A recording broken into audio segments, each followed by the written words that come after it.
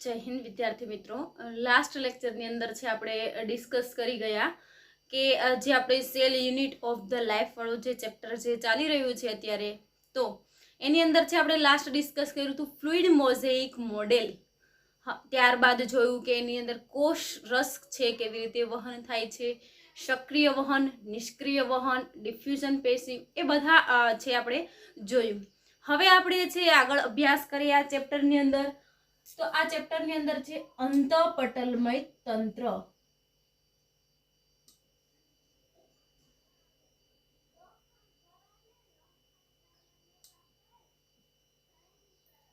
તો કે અંતઃપટલમય તંત્ર કોને માનવામાં આવે છે?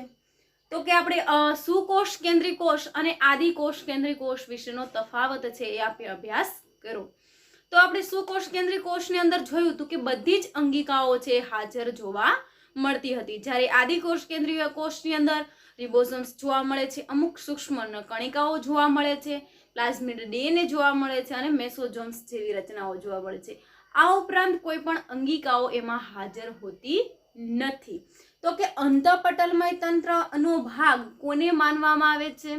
તો આપણે જોઈએ કે સુકોષ કેન્દ્રી કોષમાં બધી જ અંગિકાઓ હાજર છે. કે સુકોષ કેન્દ્રી કોષ, હવે સુકોષ કેન્દ્રી કોષને આપણે બીજા કયા નામથી ઓળખીએ છીએ? તો કે યુકેરિયોટિક સેલ. તો કે સુકોષ કેન્દ્રી કોષમાં બધી જ અંગિકા હાજર હોય છે.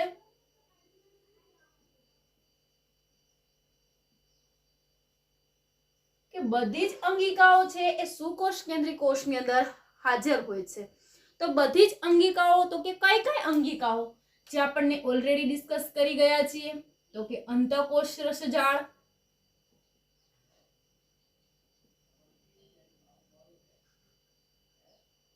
ગોલ્ગી કાય,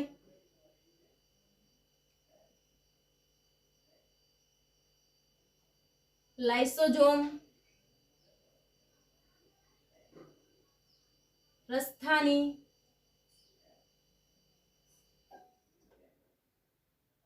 વનસ્પતિ કોષ હોય તો હરિતકણ,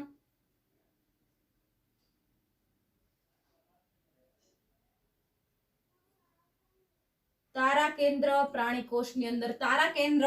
તો આ બધી અંગિકાઓ છે એનો આપણે અભ્યાસ છે હવે ડિટેલની અંદર કરવાનો છે. તો કે કઈ જે સુકોષ કેન્દ્રી કોષની અંદર વાત કરીએ તો કે બધી જ અંગિકાઓ હાજર હોય છે. બધી જ અંગિકાઓના રચના અને કાર્ય જુદા જુદા છે.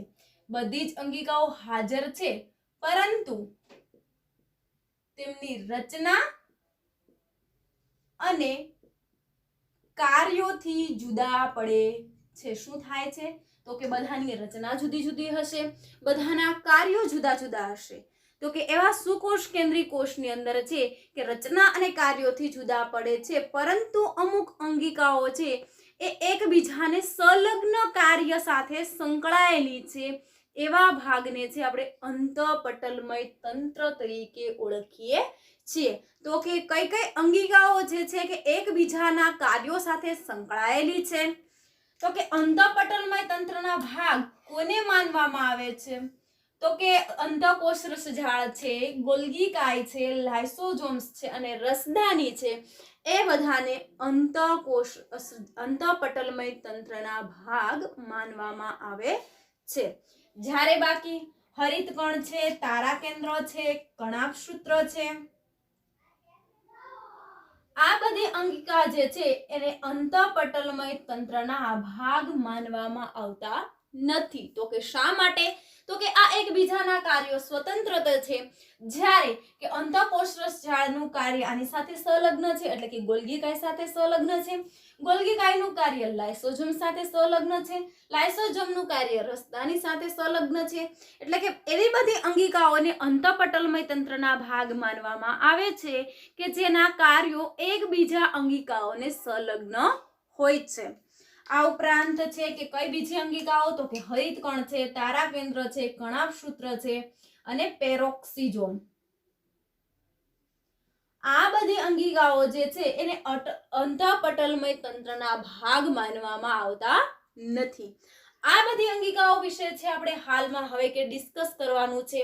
એમાં આપણે સૌથી પહેલા જોઈએ તો કે અંતઃકોષરસ જાળ, કે આપણે પહેલી અંગિકા વિશે છે અભ્યાસ કરીએ તો કે અંતઃકોષરસ જાળ.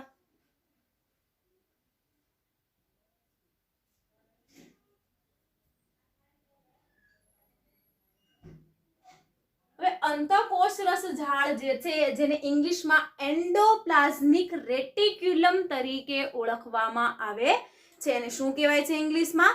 એન્ડોપ્લાઝમિક રેટિક્યુલમ, જેને શોર્ટમાં આપણે દર્શાવીએ તો કે ER વડે દર્શાવવામાં આવે છે. જેને શું કહેવાય છે? તો કે ER વડે દર્શાવાય છે. તો કે ER એટલે શું? તો કે એન્ડોપ્લાઝમિક રેટિક્યુલમ. હવે અહીંયા હું આકૃતિ છે એની દોરું છું.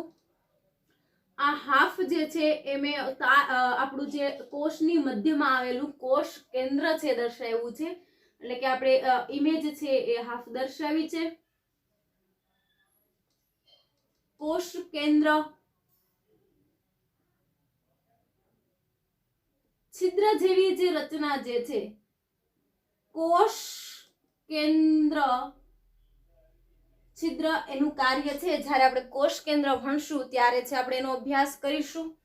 હવે કે અંતઃકોષરસ જાળ જે છે એ કયા સાયન્ટિસ્ટ દ્વારા સૌપ્રથમ છે એનો શબ્દ આપવામાં આવ્યો છે? તો કે પોર્ટર નામના જે વૈજ્ઞાનિક જે છે, બુકની અંદર નથી આપેલું એ શબ્દ કઈ વૈજ્ઞાનિક વિશે, તો કે પોર્ટર નામના જે સાયન્ટિસ્ટ જે છે એને સૌપ્રથમ છે એ અંતઃકોષરસ જાળ શબ્દ છે એની રજૂઆત કરી છે. એટલે કે અંગિકાઓ વિશેની રજૂઆત કયા સાયન્ટિસ્ટ દ્વારા થયેલ છે? તો કે પોર્ટર નામના જે વૈજ્ઞાનિક જે છે એના દ્વારા છે આની શરૂઆત એટલે કે સંશોધન છે એ થયું છે. હવે આજે આ એન્ડોપ્લાઝમિક રેટિક્યુલમ જે છે જે કોની સાથે સંકળાયેલું હોય છે અથવા તો કે કોની નજીક હોય છે? તો કે કોષ કેન્દ્ર. કોની નજીક જોવા મળે છે? તો કે કોષ કેન્દ્રની નજીક છે એ ગોઠવાયેલી રચના છે.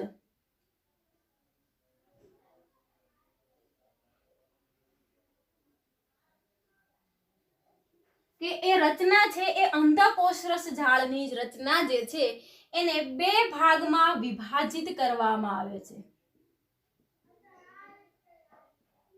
શા માટે બે ભાગમાં વિભાજિત કરી? તો ખાસ સમજો, એક એનો અંદરનો ભાગ. શેનો ભાગ? તો કે અંદરનો ભાગ. કયો અંદરનો ભાગ? તો કે આ ER એટલે કે એન્ડોપ્લાઝમિક રેટિક્યુલમ જે છે, એન્ડોપ્લાઝમિક રેટિક્યુલમનો અંદરનો ભાગ જે છે એને છે એ બે ભાગની અંદર વિભાજિત કરવામાં આવે છે. અંદરનો ભાગ, અંદરનો અવકાશ અને બાહ્ય ભાગ. હવે એના બાહ્ય ભાગ ઉપર છે એ રિબોઝોમ્સ આવેલા હોય છે. કે એના બાહ્ય ભાગ ઉપર છે એ રિબોઝોમ આવેલા હોય છે. તો કે આ જે બે ભાગની અંદર વિભાજિત કરવામાં આવે છે, અંદરનો અવકાશ એટલે કે ER નો અંદરનો ભાગ અને બહારનો ભાગ એટલે કે બહારનો અવકાશ. કે અંદરનો જે ભાગ છે તે અને આ છે બહારનો ભાગ, એમ બે ભાગની અંદર વિભાજિત કરવામાં આવે છે. હવે અહીંયા આપણે દર્શાવ્યું છે રિબોઝોમ્સ. તો રિબોઝોમ્સ અંગિકા વિશે આપણે ઓલરેડી ડિસ્કસ કરી ગયા છીએ. તો હવે તમને ખ્યાલ આવી જવો જોઈએ કે આદિકોષ કેન્દ્રી કોષ અને સુકોષ કેન્દ્રી કોષ બંનેની અંદર રિબોઝોમ્સ શું છે? તો કે હાજર છે. બંનેની અંદર એના સબ યુનિટ કેવા છે? જો કે જુદા જુદા છે. રિબોઝોમ્સનું સંશોધન કોણે કર્યું હતું? તો કે જ્યોર્જ પેલાડે નામના સાયન્ટિસ્ટે છે એ રિબોઝોમ્સનું સંશોધન કર્યું હતું. તો કે આ જે ER જે છે એને અંદરનો અવકાશ અને બહારનો ભાગ, તો કે બહારના ભાગ ઉપર શું દર્શાવ્યું છે આપણે? તો કે બહારના ભાગ પર છે રિબોઝોમ્સ છે એ દર્શાવ્યા છે. હવે કે ER છે એ બે ભાગની અંદર વિભાજિત છે. ER જે છે એ બે પ્રકારની હોય છે.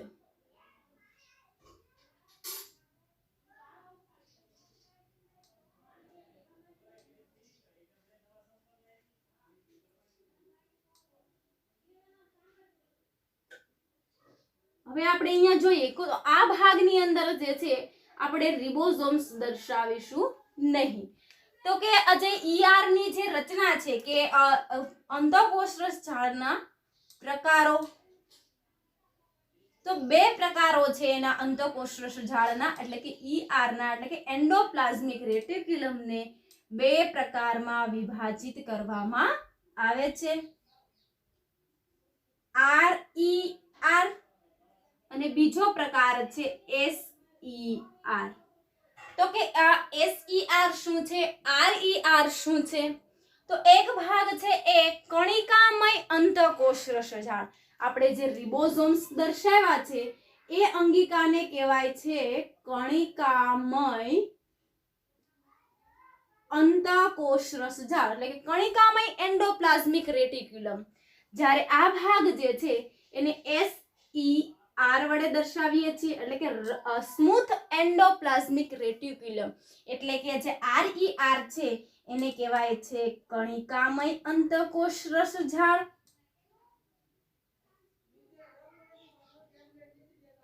કણિકામય અંતઃકોષરસ ઝાડ.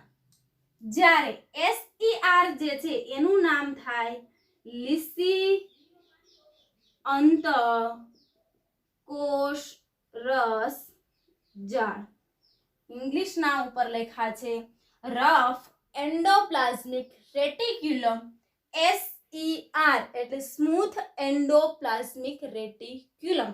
તો કે આને કણિકામય અંતઃકોષરસ ઝાડ છે એવું શા માટે આપણે કીધું? તો કે એ કણિકામય અંતઃકોષરસ ઝાડ છે જેના પર કણિકા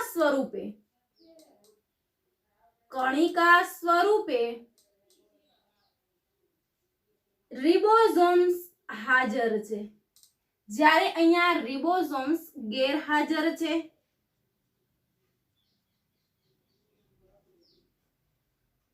કે રિબોઝોમ્સ શું છે? ગેરહાજર છે.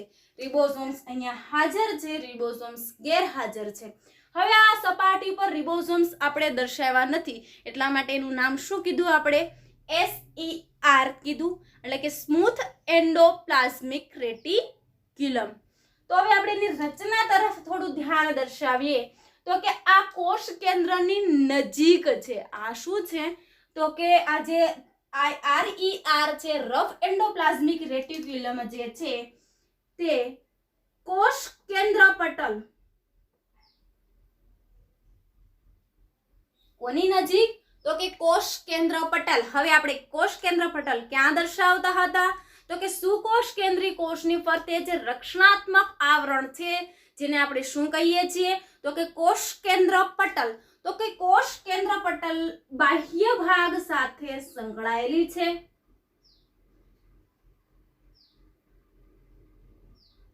આ ક્યાં સંકળાયેલી હોય?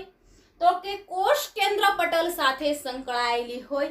જ્યારે SER, તો કે SER છે એ કોષ રસ પટલ સાથે, એ કોની સાથે સંકળાયેલી છે?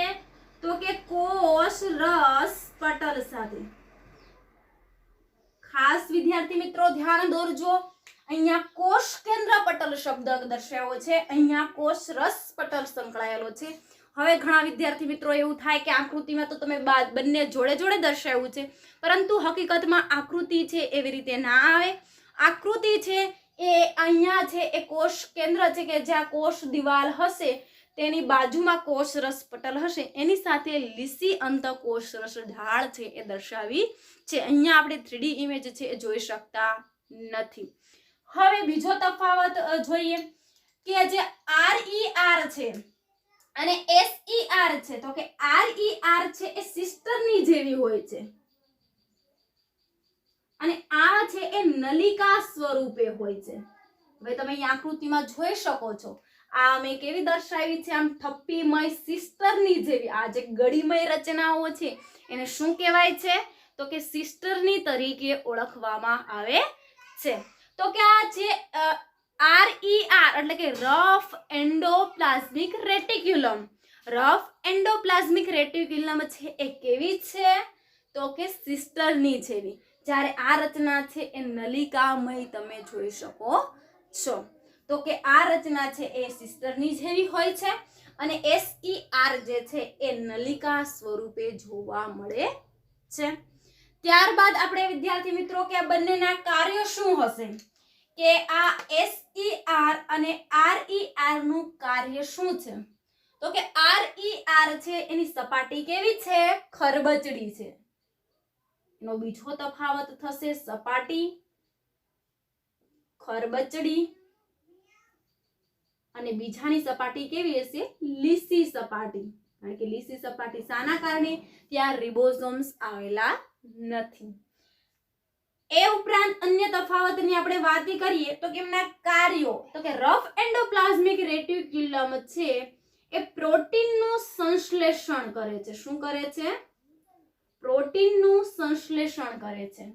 જ્યારે લીસી અંતઃકોષરસ જાળ છે એ લિપિડનું સંશ્લેષણ કરે છે. હવે આપણને ખ્યાલ જ હતો કે રિબોસોમ્સ છે એને શું કહેવાય છે તો કે પ્રોટીન ફેક્ટરી તરીકે આપણે ઓળખીએ છીએ. તો કે રિબોસોમ્સ છે ફક્ત કણિકામય અંતઃકોષરસ જાળ પર જ છે. તો એ શાનું નિર્માણ કરે છે તો કે પ્રોટીનનું સંશ્લેષણ કરે છે. જ્યારે અહીંયા અંતઃકોષરસ જાળ પર રિબોસોમ્સની ગેરહાજરી છે જેના કારણે છે અહીંયા લિપિડનું સંશ્લેષણ થાય છે. ઉપરાંત પ્રાણીઓમાં સ્ટીરોઇડ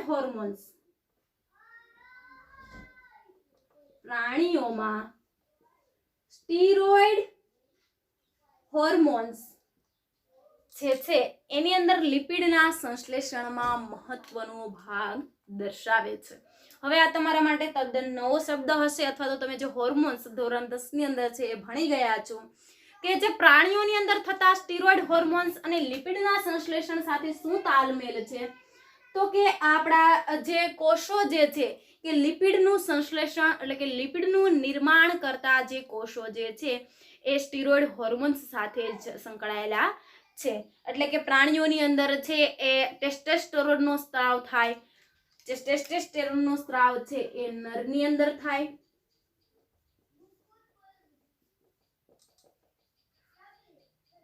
અને માદાની અંદર છે ઇસ્ટ્રોજન નો સ્ત્રાવ થાય. તો કે આ ટેસ્ટોસ્ટેરોન અને ઇસ્ટ્રોજન જે છે એક પ્રકારના લિપિડ ઘટક તરીકે છે એને ઓળખવામાં આવે છે. એ આપણે પછી ડિસ્કસ કરીશું. તો કે પ્રાણીઓમાં સ્ટીરોઇડ હોર્મોન્સ જે છે એ લિપિડના સંશ્લેષણમાં મહત્વનો ભાગ દર્શાવે છે. તો આટલી માહિતી છે એ આપણે ER વિશે લખીશું. ફરીવાર એકવાર ફટાફટ રિવિઝન કરાવી દઉં. અંતઃકોષરસ જાળ છે એને શું માનવામાં આવે છે તો કે અંડપટલમય તંત્રનો ભાગ માનવામાં આવે છે. પોર્ટર નામના સાયન્ટિસ્ટે સૌપ્રથમ છે એ અંતઃકોષરસ જાળ વિશે ઉચ્ચારણ કર્યું હતું, શબ્દ આપ્યો હતો, એની રજૂઆત કરી હતી. ત્યારબાદ કે કોષ કેન્દ્રની નજીક છે એ અંતઃકોષરસ જાળ ગોઠવાયેલી હોય છે. એને કોષ કેન્દ્ર જે અંતઃકોષરસ જાળ છે એને બે ભાગમાં વિભાજિત કરવામાં આવે છે, અંદરનો અવકાશ અને બહારનો ભાગ. તો કે અંદરનો અવકાશ જે છે હવે કે બહારનો ભાગ છે એની ઉપર શું આવેલું છે રિબોસોમ્સ આવેલા છે. તો કે એ રિબોસોમ્સની હાજરીના આધારે છે બે પ્રકાર વિભાજિત કરવામાં આવ્યા છે. આ જે ER છે એન્ડોપ્લાઝમિક રેટિક્યુલમ છે એના બે પ્રકાર છે. એક છે રફ એન્ડોપ્લાઝમિક રેટિક્યુલમ, બીજો છે smooth endoplasmic reticulum. Rough endoplasmic reticulum છે એને કહેવાય છે કણિકામય અંતઃકોષરસ જાળ. સ્મૂથ એન્ડોપ્લાઝમિક રેટિક્યુલમ છે એને કહેવાય છે લીસી અંતઃકોષરસ જાળ. ત્યારબાદ કે આ કણિકા સ્વરૂપે રિબોસોમ્સ હાજર હોય છે, અહીંયા જ્યારે રિબોસોમ્સ ગેરહાજર હોય છે. આ કોષ કેન્દ્ર પટલની નજીક આવેલી છે, જ્યારે લીસી અંતઃકોષરસ જાળ છે એ કોષરસ પટલ સાથે સંકળાયેલી હોય છે. એ ઉપરાંત એના સ્ટ્રક્ચરની વાત કરીએ તો કે જે આ રચના જે છે એની અંદર છે સિસ્ટરની સ્વરૂપે છે, જ્યારે SER છે એ નલિકા સ્વરૂપે છે. સપાટી છે એ ખરબચડી જોવા મળે છે, SER ની સપાટી લીસી જોવા મળે છે. બંનેનું કાર્ય શું છે તો કે પ્રોટીન સંશ્લેષણ કરવાનું કાર્ય છે, બીજાનું કાર્ય છે લિપિડનું સંશ્લેષણ કરવું. ત્યારબાદ કે પ્રાણીઓની અંદર રહેલા સ્ટીરોઇડ હોર્મોન્સ જે છે એના સંશ્લેષણમાં છે મહત્વની ભૂમિકા ભજવે છે. હવે આ ઉપરાંત છે જ્યારે આપણે નીટ લેક્ચરની અંદર અભ્યાસ કરીશું, સ્ટડી કરીશું, ત્યારે એના એક્સ્ટ્રા ઘણા બધા કાર્યો વિશે છે ચર્ચા કરીશું. અત્યારે જોઈએ કે અંદરના ભાગની અંદર છે શું હશે, તો કે 30 એટીપી, 30 પ્રકારના એટીપી છે, 30 પ્રકારના ઉત્સેચકો છે એ જોવા મળશે. શું જોવા મળશે? તો કે 30 પ્રકારના ઉત્સેચકો. તો કે ઉત્સેચકો કેવા? તો કે એટીપીએસ, ફોસ્ફેટેઝ,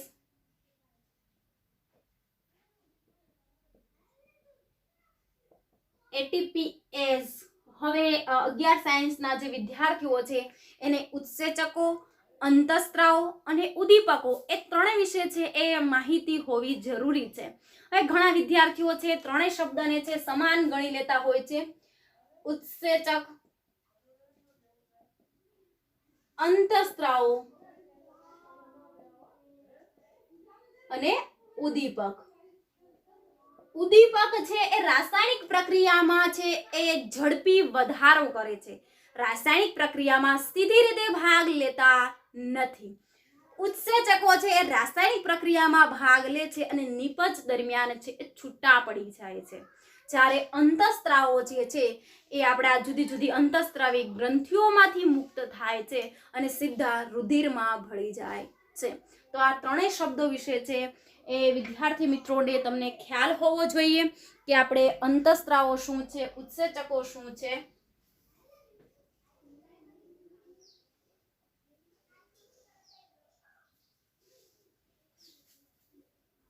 તો હવે આપણે છે એ આપણો આગળનો ટોપિક ચલાવીએ, ગોલ્ગી કાય.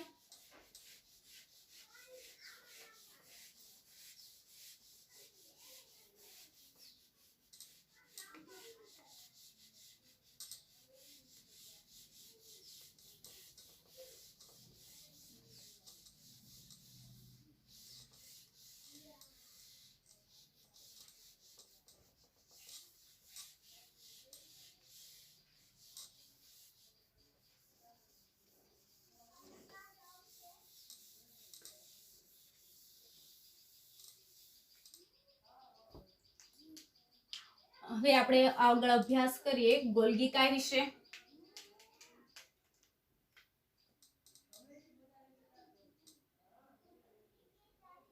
તો કે ગોલ્ગી કાય કયા વૈજ્ઞાનિક દ્વારા છે એ સંશોધન કરવામાં આવ્યું છે? તો કે કેમિલો ગોલ્ગી.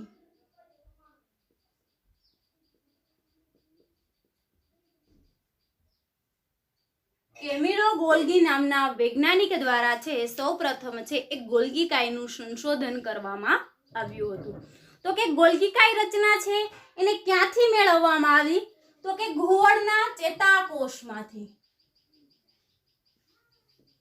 ગોલ્ગી કાય છે એની રચના એને ક્યાંથી જોવા મળી? તો કે ઘુવડના ચેતાકોષમાંથી છે એને ગોલ્ગી કાયની રચના છે એનું નિર્માણ એને સંશોધન કર્યું. હવે આપણે કોઈ પણ કોષ જોવો છે તો એને આપણે અભિરંજક કર્યા વગર જોઈ શકતા નથી. એ આપણે આગળ પણ ભણ્યા. જ્યારે છે આપણે છે એ કોષ રસપટલ કોષનું વિહંગાવલોકન પૂર્ણ થયું ત્યારબાદ આપણે જોતા હતા કે જુદા જુદા બેક્ટેરિયા દ્વારા છે કે આપણે એની કોષ દિવાલ છે એ કેવી હોય છે, પેપ્ટિડોગ્લાયકિનની બનેલી હોય છે. એ દરમિયાન છે ગ્રામ નામના જે સાયન્ટિસ્ટ હતા એના દ્વારા છે વર્ગીકરણ કરવામાં આવ્યું છે કે અભિરંજક શોષી શકે છે એને આપણે ગ્રામ પોઝિટિવ કીધું છે.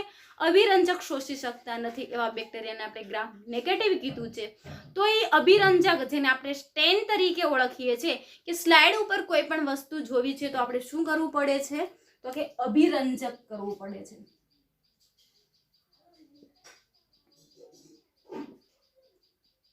કે કેમિલો ગોલ્ગી નામના સાયન્ટિસ્ટ દ્વારા છે એ ઘુવડના ચેતાકોષમાંથી અભિરંજક ઘટ્ટ કોષ કેન્દ્રની નજીક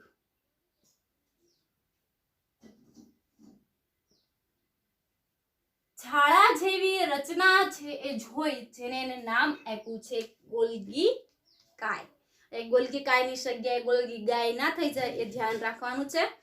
કે કેમિલો ગોલ્ગી નામના વૈજ્ઞાનિકે ઘુવડના ચેતાકોષમાંથી સૌ પ્રથમ છે એ અભિરંજક કોષ કર્યો અને ઘટ કોષ કેન્દ્રની નજીક છે એક ઝાડામય જે રચના જોઈ જેને એને નામ આપ્યું છે ગોલ્ગી કાય.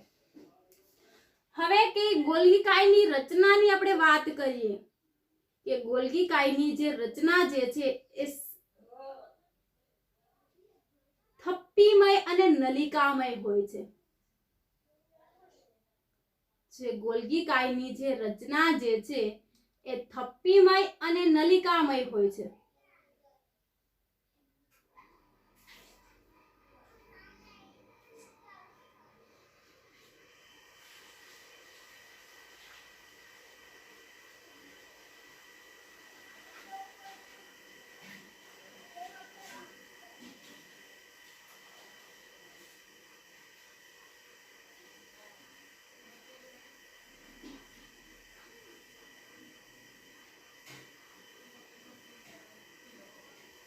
આવી રીતે છે એ ગોલ્ગી કાયની રચના છે જોવા મળે છે.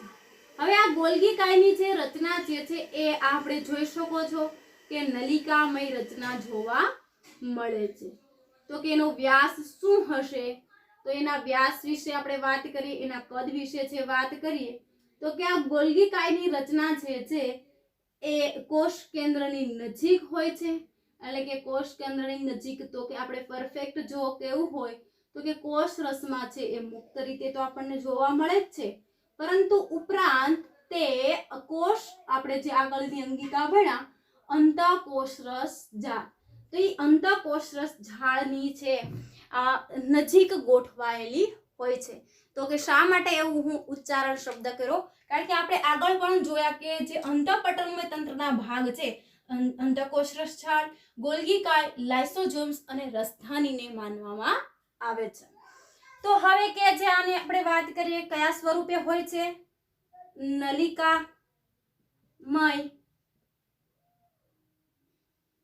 થપ્પી સ્વરૂપે. કયા સ્વરૂપે આપણને જોવા મળે છે? કે આમ નલિકામય છે અને થપ્પી જેવી રચનાઓ છે જોવા મળે છે. એના વ્યાસ વિશે વાત કરીએ તો કે 0.5 માઇક્રોમીટર થી 1 માઇક્રોમીટર જેટલો એનો વ્યાસ ધરાવે છે. કેટલો વ્યાસ ધરાવે છે? કે 0.5 માઇક્રોમીટર થી 1 માઇક્રોમીટર જેટલો એ શિસ્તરનીઓનો વ્યાસ હોય છે. હવે અહીંયા મેં કઈ અલગ આકૃતિ છે દર્શાવી છે.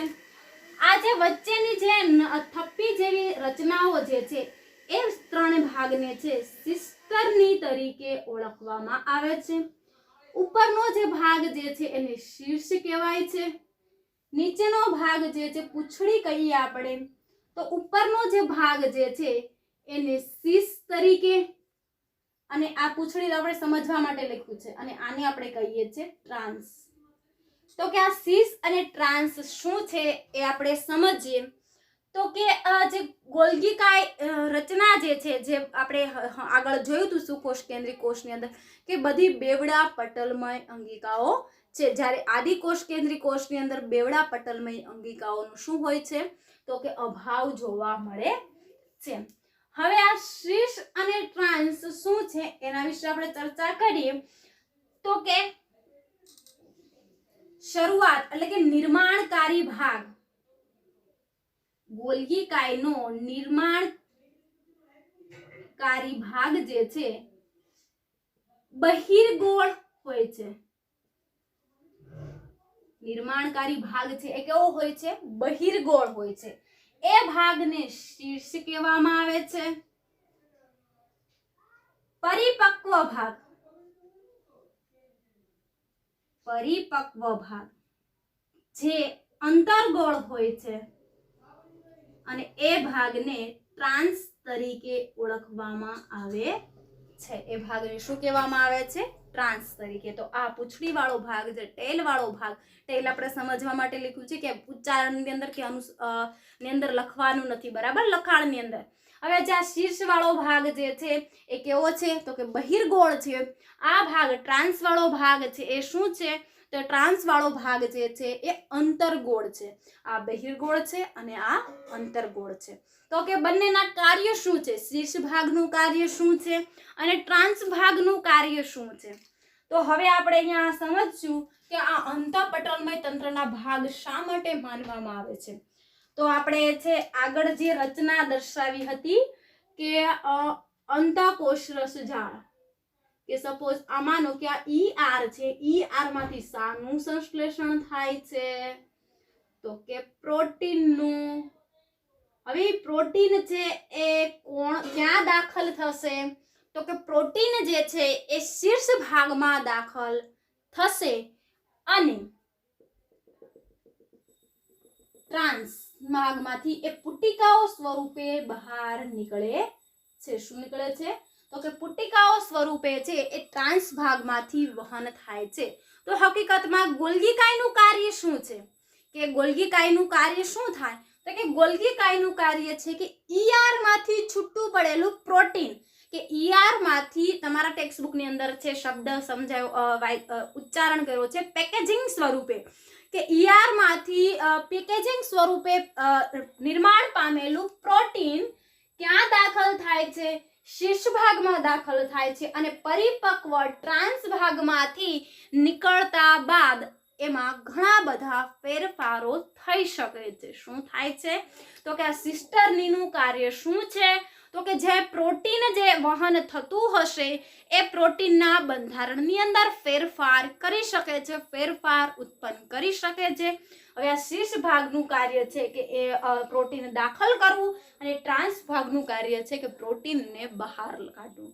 તો આ સિસ્ટરની શું ભાગ ભજવે છે કે એની અંદર ઘણા બધા ઉત્સેચકો આવેલા હશે, એ આપણે એક્સ્ટ્રા પોઈન્ટની અંદર વાત કરીશું. તો કે આ પ્રોટીન છે એ જ્યારે વહન થતું હશે સિસ્ટરની માંથી એ દરમિયાન છે એની અંદર છે ફેરફાર લાવી શકાય છે. ગોલ્ગી કાય છે એ ગ્લાયકોપ્રોટીન ધરાવે છે અને ગ્લાયકોલિપિડ પણ જોવા મળે છે, કે જે ગોલ્ગી કાયની નિર્માણની જે રચના છે એ ગ્લાયકોપ્રોટીન અને ગ્લાયકોપ્રોટીનનું નિર્માણ પણ કરી શકે છે. તો આવી રીતે એનું મુખ્ય કાર્ય એટલે કે મેન કાર્ય શું છે, તો કે ER માંથી પેકેજિંગ સ્વરૂપે જે છૂટું પડેલું જે પ્રોટીન છે એનું વહન કરવું અને પુટિકાઓ સ્વરૂપે છે એ બહાર દાખલ થાય છે. હવે આપણે પછી જોઈશું કે આ પ્રોટીનનું શું થશે. તો આજે જે આપણે ભણ્યા અંતઃપટલમય તંત્ર કોને કહેવાય, ત્યારબાદ ભણ્યા અંતઃકોષ રસજાળ અને ત્યારબાદ ભણ્યા આપણે ગોલ્ગી કાય વિશે. તો એ ત્રણે જે છે એ ફેરનોટની અંદર છે સ્વચ્છ અક્ષરે છે એ લખી રાખવાનું છે. ત્યારબાદ છે આપણે આગળના લેક્ચરની અંદર છે લાઇસોઝોમ્સ અને રસધાની એ બધી અંગિકાઓ વિશે છે એ પછીના લેક્ચરની અંદર ડિસ્કસ કરીશું. જય હિન્દ.